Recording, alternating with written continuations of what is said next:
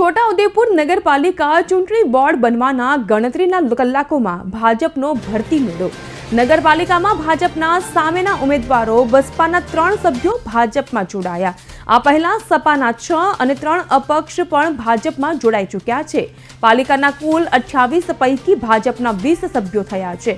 વડોદરા શહેર ભાજપ પ્રમુખ વિજય શાહ અને જિલ્લા ભાજપ પ્રમુખ ઉપેન્દ્ર રાઠવાના હસ્તે તમામે ખેસ પહેર્યો।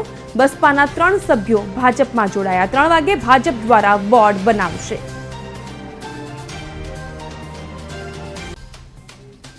છોટાઉદેપુર નગરપાલિકાની સામાન્ય ચૂંટણીમાં ભારતીય જનતા પાર્ટી સૌથી મોટા પક્ષ તરીકે ઉભરી આવી છે। ભારતીય જનતા પાર્ટીને બોર્ડ બનાવવા માટે જરૂરી સભ્યો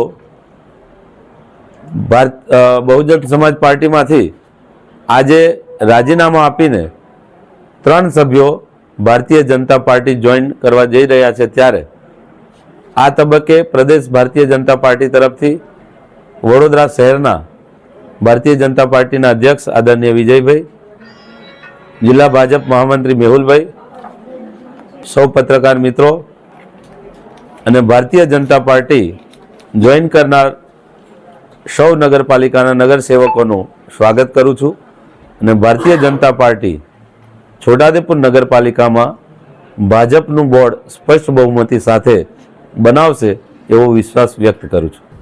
આપણે જોયું હશે કે 2014 જ્યારથી માન્ય પ્રધાનમંત્રી તરીકે પ્રધાન સેવક તરીકે મોદી સાહેબે કામની શરૂઆત કરી ત્યારથી અન્ય પક્ષના લોકો એમની કામથી પ્રભાવિત થઈને ભારતીય જનતા પાર્ટીમાં જોડાયા છે અને આ જ સિલસિલામાં આજે છોટાઉદેપુર નગરપાલિકાની હમણાં થયેલી ચૂંટણીમાં જે લોકો બહુજન સમાજ પાર્ટીના નિશાન ઉપર ચિહ્ન પર જીતેલા છે એ 3 નગરપાલિકાના ચૂંટાયેલા સભ્યો એ આજે ભારતીય જનતા પાર્ટીમાં જોડાયા છે। ભારતીય જનતા પાર્ટી એ સમગ્ર વિશ્વની સૌથી મોટી રાજકીય પાર્ટી છે અને માત્ર ને માત્ર વિકાસને મહત્વ આપતી આ એક એવી પાર્ટી છે કે જેની સાથે કામ કરવાનું લોકોને ગમતું હોય છે।